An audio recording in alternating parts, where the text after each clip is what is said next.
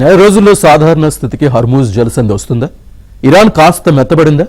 War నుంచి ఎలా బయటపడాలో తెలియక ట్రంప్ సతమతమవుతున్నారా? యుద్ధం కొనసాగుతుందా, ముగుస్తుందా? మనకెన్నాళ్ళి చమురు కష్టాలు.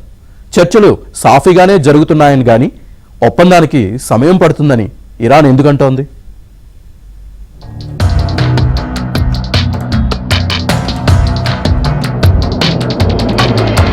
ఇరాన్ యుద్ధం ఎక్కడి దాకా వచ్చిందో ఎవరికీ తెలియని పరిస్థితి. కాల్పుల విరమణ కొనసాగుతోంది. ఎక్కడ వేసిన గొంగళి అక్కడే ఉంది. హర్ముజ్ జలసంధి ఇంకా మూసివేసి ఉండటంతో వందలాది నౌకలు ఆగిపోయున్నాయి. 1-2 నౌకలు మాత్రం పాకిస్తాన్, చైనాకు వెళుతున్నాయి.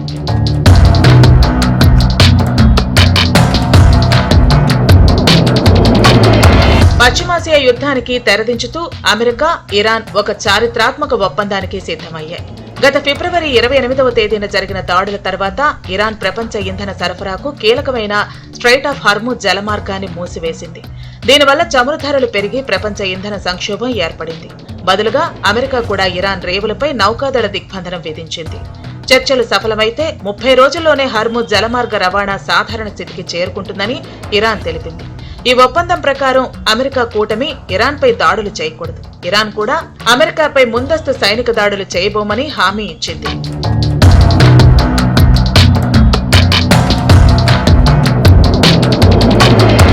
హర్ముజ్ జలమార్గంలో ఇరాన్ అమర్చిన మైన్లను తొలగించి ఎలాంటి పన్నులు లేకుండా నౌకలను అనుమతిస్తారు.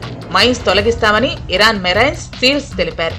ఇరాన్ తన వద్ద ఉన్న యురేనియం నిల్వలను వదులుకోవడానికి అంగీకరించిందని సమాచారం. ఈ ఒప్పందంతో లెబనాన్లో ఇజ్రాయెల్, హిజ్బుల్లా మధ్య జరుగుతున్న యుద్ధం కూడా ముగిసిపోనుంది. ఒప్పందంలో భాగంగా 60 రోజుల పాటు కాల్పుల విరమణ పొడిగిస్తారు. ఈ సమయంలో ఇరాన్ స్వేచ్ఛగా చమురు అమ్ముకోవచ్చు. బదులుగా 30 రోజుల్లోగా అమెరికా తన నౌకాదళ దిగ్బంధనాన్ని పూర్తిగా ఎత్తివేయాలని, నిలిపివేసిన ఇరాన్ నిధులను విడుదల చేయాలని టెహ్రాన్ డిమాండ్ చేస్తోంది. అణు కార్యక్రమ నియంత్రణకు సంబంధించిన 1-2 క్లాజులపై ఇంకా చిన్నపాటి భేదాభిప్రాయాలు కొనసాగుతున్నాయి. హర్ముజ్ జలసంధి అనేది ఏదైతే మూసివేసిందో ఇరాన్, దాని నుంచి రవాణా ఆగిపోవడంతో ప్రపంచవ్యాప్తంగా చమురు రవాణా గానీ, ఎల్ఎన్జీ, ఎల్పీజీ రవాణా, ఫెర్టిలైజర్ల రవాణా, ఇలా అనేక విషయాల్లో ఆటంకాలు ఏర్పడ్డాయి. దీంతో ప్రపంచంలో ముఖ్యంగా అమెరికాలో కూడా ధరలు పెరుగుతున్నాయి. అమెరికాలో చమురు కావాల్సినంత ఉన్న ధరలు పెరుగుతున్నాయి. ఇక యూరోప్, ఆసియాలో పరిస్థితి చెప్పనవసరం లేదు. ఒక సంక్షోభం దిశగా ప్రపంచం ఆల్రెడీ వచ్చేసింది. ఇంకా కొంతకాలం పాటు హార్ముజ్ గనక మూతపడి ఉండేటట్లయితే ఇది ఇప్పటిలో కోలుకోని దెబ్బగా ఉంటుంది అన్నది నిజం. కొంతకాలం అయితే ప్రభావం ఇంకా ఇప్పటికిప్పుడు పోదు.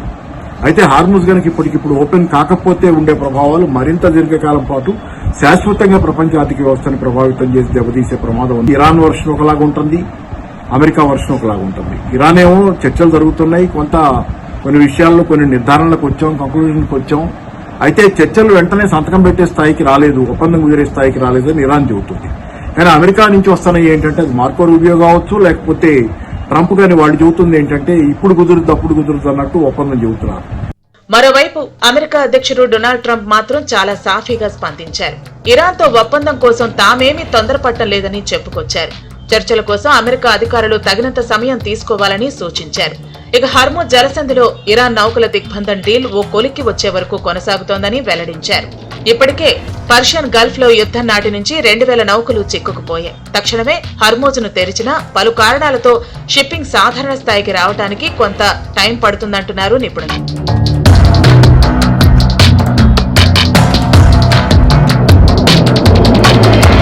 శాంతి ఒప్పందం కుదిరినా జలసంధిలో అమర్చిన సీ మైన్స్ ను తొలగించడానికి ఎంతకాలం పడుతుందనేది కూడా తెలియరాలేదు.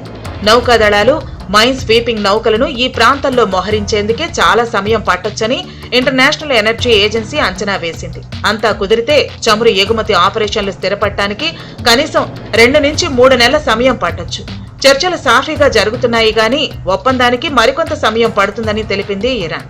అమెరికా దిగివస్తే చూద్దాంలే అన్నట్లుంది ఇరాన్ వైఖరి.